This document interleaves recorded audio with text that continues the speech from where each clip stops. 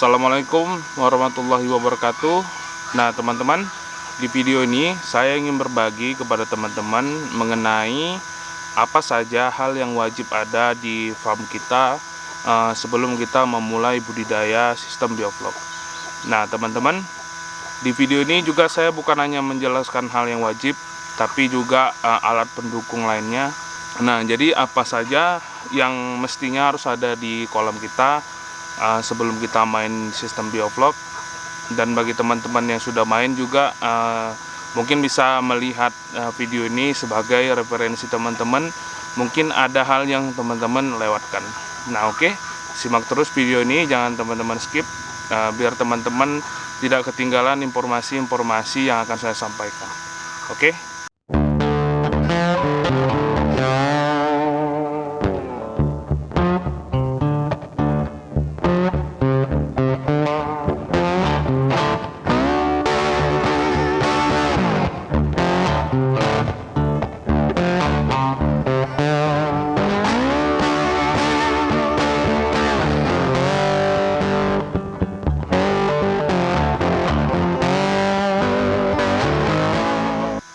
Nah oke teman-teman, ini adalah hal teknis yang wajib ada di kolam kita. Yang pertama itu adalah sumber air. Nah sebelum memulai budidaya, baik budidaya intensif dengan bioflok ras ataupun mungkin dengan sistem air tenang atau sebagainya, nah yang paling penting itu adalah sumber airnya. Nah teman-teman jangan sampai budidaya ikan tapi tidak ada air, karena air itu adalah kehidupannya ikan. Kecuali ikan teman-teman tuh bisa hidup di darat ya, jadi teman-teman tidak butuh sumber air, teman-teman cuma butuh kandang aja. Tapi karena kita budidaya ikan, dia ikannya hidup di air, maka hal yang paling penting itu adalah sumber air. Nah sumber air yang saya gunakan itu adalah sumur bor. Bebas teman-teman bisa menggunakan sumber air dari PDAM atau menggunakan sumber air lain, yang penting airnya itu bagus, bersih. Kalaupun karatan juga tidak ada masalah, karena ada salah satu mitra kita yang namanya Bang Arif kemarin, itu sumber airnya itu juga penuh dengan karat ya, dan airnya itu kuning. Dan alhamdulillah ikannya itu tidak ada masalah yang terlalu berarti ya, jadi biasa aja. Nah kalau teman-teman punya sumber air yang seperti saya sumur bor, ini saya buat sumur bor dalam dengan kedalamannya hampir 100 meter. Dulunya itu menggunakan pompa satelit, tapi karena di sini itu airnya itu berpasir, jadi kalau pompa satelit itu sering mampet dia, sehingga lama-lama pompa satelit itu akan terbakar dinamonya. Nah makanya saya mengganti dengan pompa seperti Sanyo, tapi dia yang modifikasi teman-teman. Sedotnya itu 1,5 inci dan buangannya saya kecilkan menjadi 1 inci. Nah ini adalah yang pertama teman-teman harus ada, yaitu sumber air. Nah yang kedua itu adalah mesin blower. Nah mesin blower itu teman-teman bebas mau menggunakan supercharge yang rakitan atau root blower yang pabrikan. Nah itu tergantung dengan kapasitas teman-teman ya. Jadi kalau misalnya teman-teman punya kapasitas kolam D3 ada 6, 3 atau 9 atau 10, lebih baik teman-teman menggunakan supercharge saja.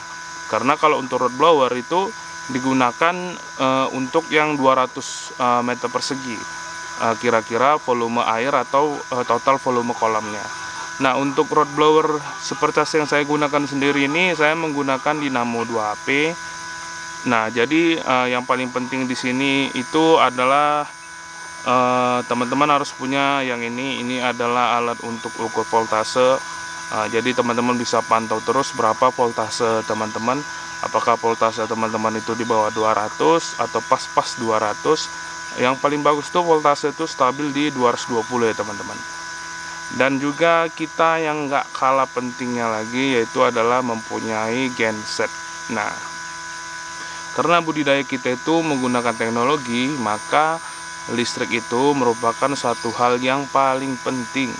Nah listrik teman-teman itu bebas mau menggunakan yang bisnis, rumah tangga, mau menggunakan yang prabayar, pasca bayar, itu terserah. Yang terpenting itu listrik teman-teman itu mampu mendukung untuk kerja dari dinamo yang teman-teman gunakan atau blower yang teman-teman gunakan. Nah, listriknya itu juga yang paling penting harus teman-teman perhatikan, yaitu adalah tentang kabel-kabelnya. Yang kabelnya itu mendukung besaran dari wattnya atau voltasenya dari dinamo teman-teman ya. Ya, kayak saya ini menggunakan dinamo 2HP yaitu 1500 watt. Dan kalau diukur ini juga wattnya nggak sampai 1500 teman-teman, walaupun kita fullkan di 50 Hz. Nah, itu kita menggunakan kabel tunggal itu 2 mili. Saya langsung tarik dari meteran untuk langsung masuk ke rumah mesin. Nah, kembali ke genset tadi, gensetnya itu kalau bisa teman-teman menggunakan 2 kalinya dari volume wattnya di AMR 500. Misalnya kita menggunakan 1500, paling enggak teman-teman menggunakan yang 3000 atau 2000 juga nggak ada masalah, tetap tarik. Kalau punya saya ini yang 2000 ya, tapi ini mesin lama jadi hampir tidak tarik ya kalau kita main di 50 Hz. Nah, jadi ini adalah PR saya untuk menambah genset nanti ketika kita sudah ada duit kembali. Nah, selanjutnya yang ketiga itu kita butuhkan adalah kolam teman-teman ya. Ada pastilah kita mau budidaya masa nggak ada kolamnya. Nah, kolam untuk memulai budidaya sistem bioflok, kolamnya itu haruslah kolam yang tidak ada rembesan. Contohnya tidak mungkin dilakukan di kolam tanah ya, karena kolam tanah itu tinggi penyerapan air. Teman-teman bisa menggunakan kolam beton atau kolam lapis terpal, kolam bundar, terserah, yang penting tidak ada rembesan sama sekali. Karena air yang ada di dalam itu kita akan manipulasi ya untuk semuanya, penguraiannya, untuk faktor kimia, fisika, biologinya, itu pasti kita akan melakukan manipulasi. Sehingga jika ada kebocoran, maka manipulasi kita itu akan menjadi gagal. Dan yang keempat itu adalah teman-teman harus punya peralatan untuk mendukung kualitas air. Nah, peralatan untuk mendukung kualitas air itu seperti apa? Nah, ini agak banyak teman-teman. Yang jelasnya di dalam sistem bioflok itu yang pertama itu adalah gula. Nah, gula itu berfungsi untuk kita memanipulasi kadar rasio C dan rasio N yang ada di dalam air kita, sehingga perkembangan bakteri bisa menjadi dengan sangat cepat, sehingga proses degradasi N itu bisa zero di dalam air kita. Nah, itu yang paling penting itu gula. Lalu yang kedua itu apa? Yang kedua itu adalah probiotik.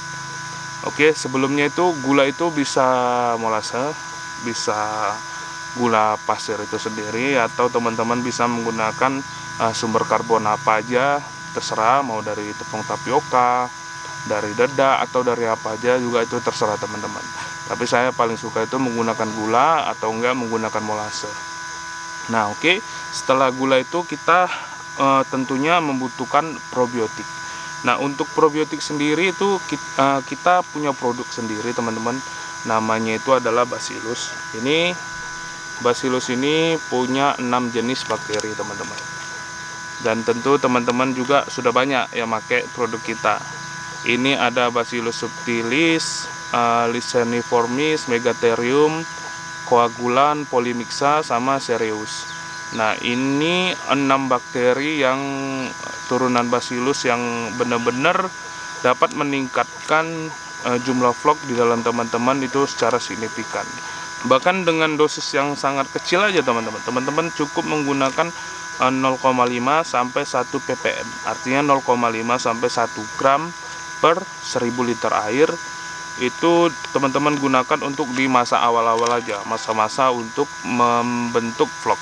Jadi teman-teman setelah vlog teman-teman itu sudah tinggi, atau artinya sudah ada, walaupun itu cuma 5 mili atau 10 mili, teman-teman tidak perlu lagi menggunakan Bacillus.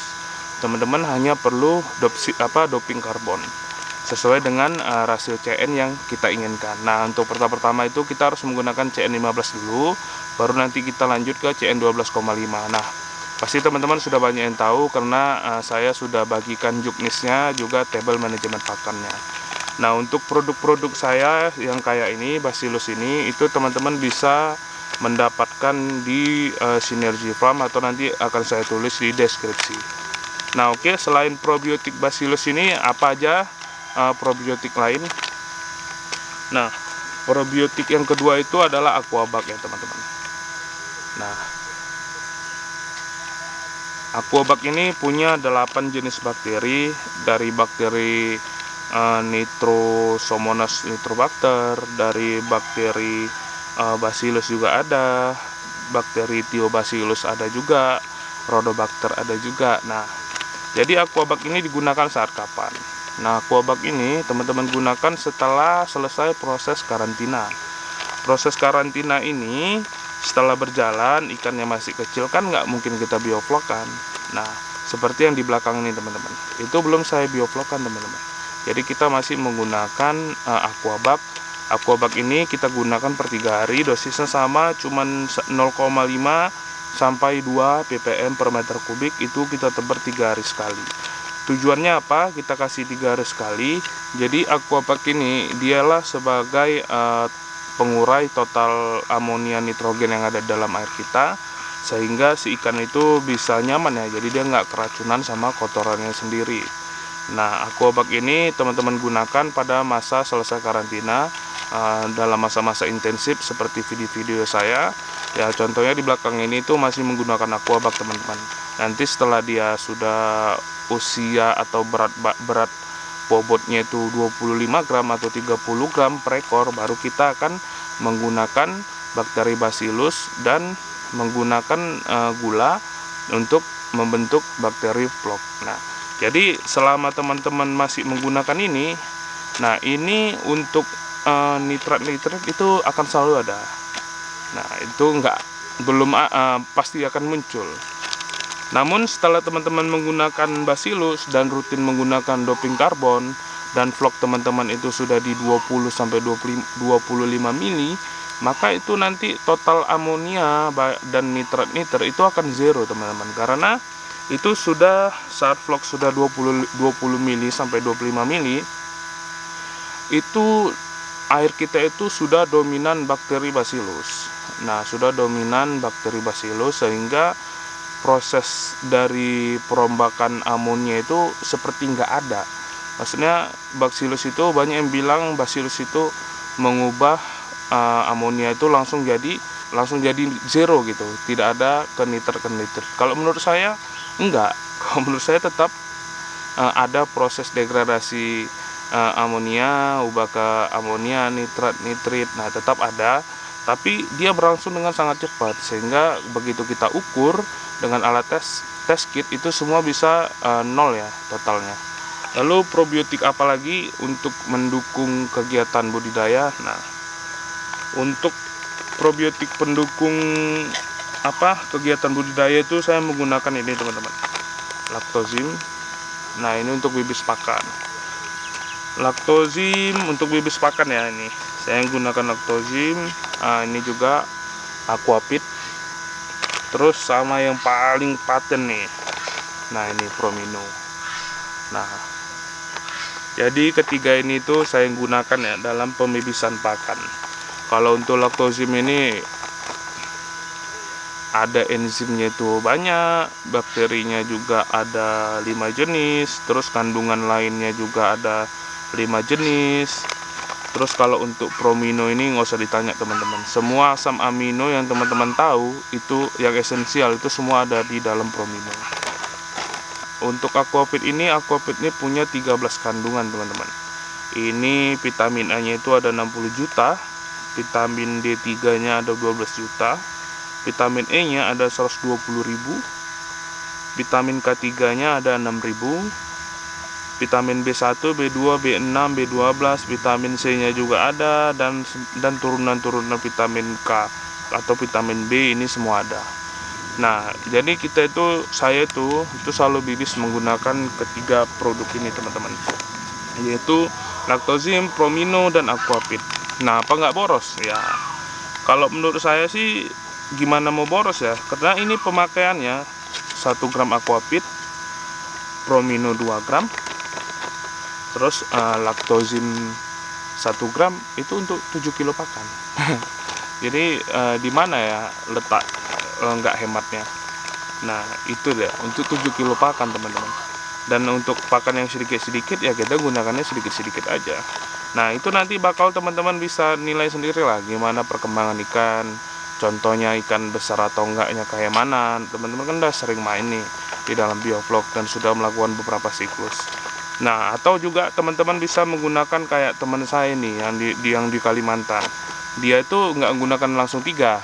Misalnya di hari pertama dia pakai Aquapit, terus bibisan hari kedua dia pakai Promino, bibisan hari ketiga dia pakai Lactozim, baru nanti bibisan hari keempat balik lagi ke Aquapit. Nah, itu ada juga teman yang dari Kalimantan kayak gitu, dan kata dia hasilnya cukup bagus juga. Nah, itu juga teman-teman boleh gunakan bebas, teman-teman kreasikan aja. Yang jelasnya teman-teman nggak akan kecewa, teman-teman buktikan aja sendiri menggunakan bibisan produk dari kisaran aquaculture. Kalau untuk Promino ini teman-teman sabar dulu ya, karena pengiriman dari pabrik semuanya terhambat. Nah, aduh, saya juga pening ini udah habis nih teman-teman. Ini angin ya, ini apa aja ini supaya untuk konten aja, ini nggak ada isinya. Nah, udah habis, punya saya pun udah habis, jadi sabar ya, tunggu dari pabrik datang nanti baru kita serbu ini. Tapi teman-teman PO aja langsung di Synergy Farm, PO nya sekitar 15 hari mungkin ya. Yang jelasnya kalau nanti ini sudah ready, itu akan langsung dikirim. Nah, oke, yang selanjutnya ini yang paling penting itu adalah ini teman-teman, yaitu adalah antibiotik. Nah, antibiotik ini teman-teman gunakan itu baik saat masa ikan baru datang, atau dalam masa proses karantina, atau mungkin ya pasti wajib lah teman-teman simpan, teman-teman stok, karena jika ada problem di ikan kita sewaktu-waktu, nah kita kan nggak tahu nih kan, bisa aja kan kita gagal sistemnya, mungkin ikan sering mati lampu, ikan stres, lama-lama dia bisa jadi sakit, atau kita telat aplikasi gula, kita jarang ngasih gula, lama-lama ikan kena jamur atau sebagainya. Nah, teman-teman ya nanti kan jadi panik gitu, aduh ikan udah kayak gini, mana obatnya. Nah, lebih baik teman-teman tuh stok. Nah, kalau untuk rekomendasi produk antibiotik itu kita udah ada yang untuk topikal nih. Untuk topikal pertama kali itu teman-teman gunakan ini ya, Aquaseptic. Proses karantinanya itu simple, cuman saya lupa aja buatkan videonya. Yang jelasnya teman-teman kalau untuk menggunakan produk Aquaseptic, yang jelasnya untuk menggunakan produk-produk ini, produk-produk yang saya jual ini, teman-teman WA aja kayak mana cara gunakannya, menggunakan proses karantinanya kayak mana. Nah, tanya aja, itu bakal saya kasih tahu. Nah, Aquaseptic ini khusus untuk pengobatan topikal. Ini juga bisa sebagai desinfektan ya. Jadi untuk membersihkan kolam, untuk membersihkan peralatan-peralatan tambak, bisa juga untuk sebelum ikan masuk itu kita sterilisasi dulu, kita celup, atau kita gunakan obat di air. Nah, ini khusus untuk pengobatan topikal ya, karena ini antiseptik, juga bisa disinfektan. Nah, oke. Dan yang lupa jelasin nih, nah ini kalau kelebihan teman-teman gunakan pada ikan itu nggak akan mati. Beda sama produk yang biru-biru itu, blue itu. Nah, itu akan membunuh ikan kalau kebanyakan. Tapi ini beda ya teman-teman, ini nggak akan membunuh ikan. Lalu untuk pengobatan oral itu teman-teman bisa menggunakan Aquasilin. Ini Aquasilin ini teman-teman kandungannya itu adalah amoxicillin. Nah, untuk antibiotik ini teman-teman ya, ini itu saya ambil dari farmasi company. Jadi perusahaan farmasi ini saya ambil, dia itu sudah ada izin Kemenkesnya, dan juga selain itu obatnya ini juga mereka bilang boleh dipakai atau disebarluaskan untuk kayak kita ya. Yang jelasnya mereka selalu edukasi saya, dan saya juga harus edukasi teman-teman yang menggunakan antibiotik kalau pemakaiannya itu tidak boleh terlalu berlebihan. Di sini itu penggunaannya batas pemakaiannya hanya 5 hari, dan itu boleh digunakan sampai 7 hari teman-teman, gak ada masalah. Tapi setelah itu teman-teman stop, jangan menggunakan lagi. Kenapa? Karena nanti akan memunculkan bakteri resisten kalau dipakai berulang-ulang. Yang jelasnya untuk dosisnya itu teman-teman perhatikan, itu 80 mg per kilo pakan, itu adalah dosis minimal. Teman-teman bisa memaksimalkan dengan menggunakan dosisnya itu adalah 0,1 sampai 0,3 gram per kilo ikan. Per kilo ikan ya, bukan per kilo pakan. Nah, Jadi dosisnya ini sebaiknya teman-teman perhatikan untuk menggunakan antibiotik ini, dan juga untuk menggunakan aquaseptic ini teman-teman. Nah, jadi untuk pemakaian ini teman-teman boleh japri langsung kayak mana cara karantinanya, dan saya jamin itu bakalan sembuh ikannya, asal teman-teman mengikuti SOP dan prosedur yang akan saya berikan. Nah, oke, selanjutnya apalagi yang paling penting ini harus ada di tempat teman-teman. Nah, itu teman-teman harus mempunyai water test kit. Nah, ini water test kit fungsinya untuk apa? Nah, water test kit ini fungsinya agar teman-teman tidak menebak-nebak apa yang terjadi di dalam air teman-teman. Nah, mungkin teman-teman pernah ada masalah airnya, ikannya sakit, ikannya gantung, ikannya segala macam. Nah, lebih baik teman-teman punya water test kit. Kalau untuk DO mungkin teman-teman bisa menggunakan Tetra test kit yang tetes, itu lebih murah daripada teman-teman beli yang digital. Nah, kalau untuk pengukuran pH, amonia nitrogen, nitrat nitrit, alkalinitas, kalsium, dan ini yang paling penting ya, untuk pH, amonia, nitrat nitrit, dan alkalinitas. Nah, ini yang paling penting, teman-teman bisa menggunakan ini yang strip. Ini juga ada dijual di Synergy Farm teman-teman. Nah, ini harganya cukup murah. Ini harganya 130.000 ya. 130.000 itu isinya 100. Nah, bukan isinya 50 kalau yang teman-teman beli harga 70.000, yang harga 67. Nah, itu yang isinya 50 dan nggak ada pengukuran amonianya. Ada salah satu produk di Indonesia yang ada juga amonianya. Harganya silakan ya, tengok sendiri. Kalau nggak salah itu 200.000 ya harganya. Nah, ini cukup murah teman-teman. Pemakaiannya juga sangat simpel, karena di sini ada kok nggak salah ya petunjuk penggunaannya. Nah, pertama itu teman-teman ambil nih satu biji, terus teman-teman celupkannya nggak usah lama-lama, 1-2 detik aja. Celupkan, angkat, terus agak digini-gini kan biar air itu nggak numpuk di sini, jadi netes dia. Baru dibiarin aja sampai 30 detik atau 1 menit. Nah, maksimal 1 menit, 60 detik lah, 1 menit lah yang paling bagus. Baru nanti teman-teman tinggal cocokkan aja sama warna-warna yang ada di sini teman-teman. Nah, untuk pH-nya segala macam, amonia. Nah, tujuannya apa? Kita mengetahui punya water test kit ini tujuannya biar kita nggak menebak. Jadi kalau ada teman-teman yang curhat nih, "Bang, ikanku bermasalah ini. Bisa dijelaskan Bang, apa yang kepadatannya berapa, pH-nya berapa, terus pengapurannya, alkalinitasnya berapa, amonianya tinggi enggak, nitrat nitritnya." Nah, jadi kan enak gitu. Oh iya Bang, aku tes ini hasilnya seperti ini, kan enak teman-teman. Nah, untuk test kit ini teman-teman bisa dapatkan di Synergy Farm. Ini produk kita juga. Nah, sama aja. Jadi apa yang dijual di Synergy itu produk kita teman-teman. Nah, jadi saya mencoba mencari rezeki lah dari jual produk ini, tapi saya juga jamin kepada teman-teman bahwa produk yang kita jual itu semua produk yang berkualitas dan mempunyai izin, termasuk yaitu ya seperti ini, strip test dan antibiotik dan probiotik ini itu semuanya dari saya teman-teman. Saya dapat langsung dari pabrik dan saya jamin itu semuanya berkualitas teman-teman.